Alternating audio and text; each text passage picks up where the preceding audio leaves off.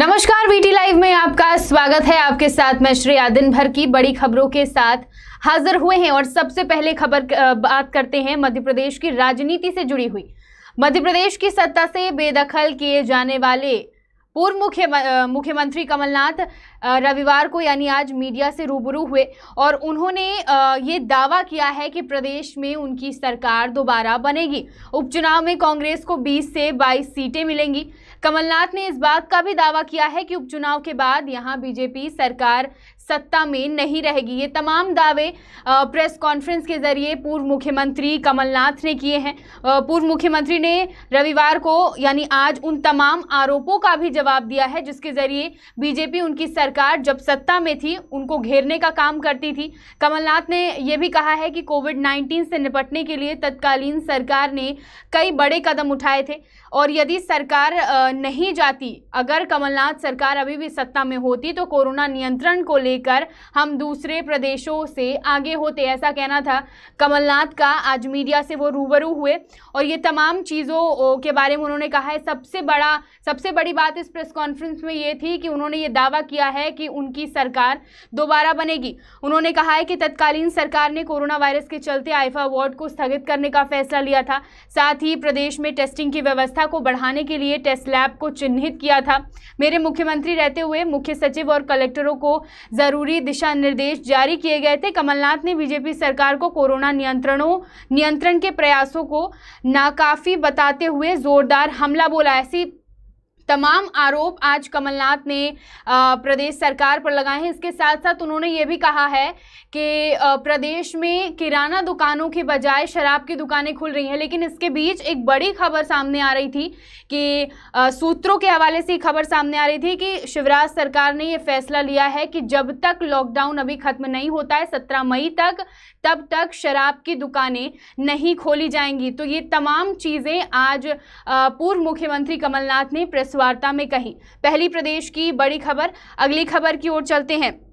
रियायत देने की जो बात चल रही थी 3 मई के बाद की ग्रीन जोन में, ऑरेंज जोन में क्या क्या छूट मिलेगी, लोगों के मन में एक बार और ये सवाल उठने लगा है कि आज के बाद कल से क्या क्या चीज़ें खुलेंगी। तो आपको बता दें कि सबसे पहले पेट्रोल पंप और मेडिकल खोलने की बात कही जा रही है। प्लानिंग के तौर पर ये सारी चीज़ें खोली जाएंगी। सबसे पहले पेट्रोल पंप, फिर कल से मेडिकल की दुकानें खोली जाएंगी जहाँ पर संक्रमित मरीजों की संख्या बहुत कम है या फिर जो ग्रीन जोन में है इलाके। संभवतः 5 या 6 मई से शहर के सभी किराने, परचून की दुकानें, थोक सामानों की दुकानें खोली जाएंगी। इसके बाद इलेक्ट्रिशियन, बुक स्टेशनरी, कपड़ा दुकानें खोलने पर विचार किया जाएगा और ये सारी चीज़ें हालातों को देखते हुए ही काम किया जाएगा कि आगे जो मेन मार्केट है उनको खोला जाए या नहीं। बीड़ी, सिगरेट, तंबाकू आदि उत्पाद बेचने वाली दुकानों सहित होटल, मॉल, सिनेमा हॉल, इन सभी को अभी तक बंद ही रखा जाएगा। तो आगे देखना होगा कि जो हालात रहेंगे उसी के हिसाब से सरकार फैसला लेगी। लेकिन अभी जहां जहां पर रियायत देने की बात की जा रही है, छूट देने की बात की जा रही है ऑरेंज जोन और ग्रीन जोन में, वहां पर भी हालातों के हिसाब से ही धीरे धीरे प्लानिंग के हिसाब से आगे चीजें खोली जाएंगी। अगली खबर की ओर चलते हैं। कल एक खबर सामने आई थी कि सीमेंट मिक्सर में छिपकर मजदूर श्रमिक लोग अपने घर वापस जा रहे थे। आज ऐसी ही एक खबर ग्वालियर से सामने आई है। ग्वालियर में लॉकडाउन के दौरान 22 मुसाफिरों को एक ही ट्रक में भरकर ले जाया जा रहा था।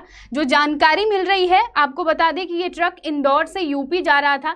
इन मुसाफिरों को प्याज के बोरे के बीच में छुपाकर बैठाया गया था ताकि उन्हें कोई देख ना ले और ये सारे लोग यूपी के छतरपुर, इटावा और मैनपुरी के रहने वाले थे। इन सभी को अपने घर जाना था। इंदौर से ये यूपी जा रहे थे। यूपी के छतरपुर, इटावा, मैनपुरी के रहने वाले ये सभी लोग थे और ये लोग एक ट्रक में प्याज की बोरियों के बीच में छुप के जा रहे थे। इन लोगों को ग्वालियर जिले के कंपू पुलिस ने शिवपुरी लिंक रोड से पकड़ा है। जब ये ट्रक वहां पहुंचा उस रोड के पास तो पुलिस ने उस ट्रक को रुकवाया, तलाशी ली तो बोरियों के बीच ये 22 मुसाफिर छुपकर बैठे हुए थे। पुलिस ने ट्रक चालक पर मामला दर्ज कर लिया है। इसके अलावा इसमें बैठे यात्रियों की स्क्रीनिंग कराई जा रही है और उनको ये आश्वासन दिया गया है कि उनको पूरी व्यवस्था के साथ उनके घर तक छोड़ा जाएगा। एक बहुत बड़ी बात कि पिछले कई दिनों में हम ये देख रहे हैं कि जो बाहर मजदूर फंसे हुए हैं वो किसी न किसी तरीके से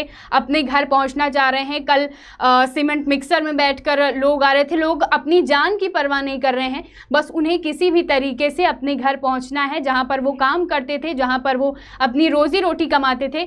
अब वहां पर उनके लिए कोई काम नहीं है, तो इसलिए वो वहां से निकलकर अब अपने घर पहुंचना चाहते हैं किसी भी हाल में। इसी से जुड़ी एक खबर रीवा से भी आपको बता दें। अगली खबर जो है हमारी, रीवा में भी बाहर फंसे मजदूरों को लाने का प्रशासन काम कर रही है, उनकी स्क्रीनिंग करवाई जा रही है, ऐसी तमाम चीज़ें कही जा रही हैं। लेकिन जो आज तस्वीरें सामने आई हैं, आपको बता दें कि एक ही गाड़ी में न जाने कितने लोग भर कर लाए जा रहे हैं। ना सोशल डिस्टेंसिंग का वहाँ पालन हो रहा है, ना सैनिटाइजेशन का पालन किया जा रहा है, ना मास्क लगाए जा रहे हैं। इक्का दुक्का लोग मास्क लगाए आपको दिखाई देंगे, लेकिन जिस तरीके से सोशल डिस्टेंसिंग एक बहुत बड़ा उपाय है इस कोरोना महामारी का, लेकिन आज जो तस्वीरें सामने आई, रीवा में एक स्कूल में उनको उतारा गया और जिस तरीके से भेड़ बकरियों की तरह भरकर उनको गाड़ियों में लाया गया था, उसी तरीके से वहां पर स्कूल में उतारा गया। उनकी स्क्रीनिंग हुई, टेम्परेचर चेक किया गया। 2 दिन से भूखे ये मजदूर, ये श्रमिक 2 दिन से उस गाड़ियों में बैठकर, कुछ पैदल चलकर यहाँ पर पहुंचे। उनकी स्क्रीनिंग की गई और उसी तरह भेड़ बकरियों की तरह भरकर उनको वापस उनके घर छोड़ने की बात कह दी गई। 2 दिन से भूखे, बच्चे बिलख रहे थे, लेकिन मजदूर ये बता रहे हैं कि 2 दिन पहले उनके खाने की व्यवस्था प्रशासन द्वारा की गई थी। 2 दिन से उनको न किसी ने खाने के लिए पूछा, ना पानी पीने के लिए पूछा, ना उनके आराम की कोई व्यवस्था की गई थी। जहां पर उनको उतारा गया है वहां पर भी किसी भी तरीके की कोई व्यवस्था नहीं थी, ना पानी की, ना खाने की, ना सोने की। बच्चे जो छोटे छोटे थे वो भूख से रो रहे थे।